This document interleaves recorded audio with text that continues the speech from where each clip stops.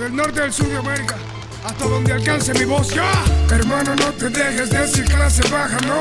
Levanta tu frente tan alto como puedas. La clase baja son esos que viven del pueblo, dando limosnas a la clase obrera. Somos el modelo a seguir de las generaciones nuevas. We got to move on, we got to move. Las piernas de esta patria somos los martillos y las ruedas. We got to move, we got. Aún no amanece y Juan Pérez sonríe en el bus, pues están a punto de graduarse sus dos muchachos menores. Desde hace tiempo que no compra pantalones nuevos y su único apego es la monotonía de sus labores.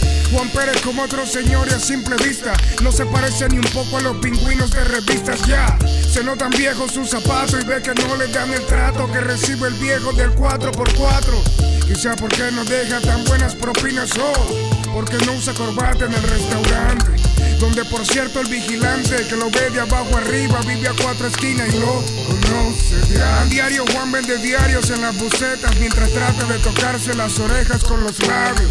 Él sabe que merece más de lo que gana, pero no se va a quedar en su cama esperando un cambio. Hermano, no te dejes decir clase baja, no. Levanta tu frente tan alto como puedas. La clase baja son esos que viven del pueblo, dando limosnas a la clase obrera. Somos el modelo a seguir de las generaciones nuevas. We got to move on, we got to move. Las piernas de esta patria somos los martillos y las ruedas. We got to move, we got to move. Hermano, no te quedes sentado en la cama, que el éxito no va a tocarte.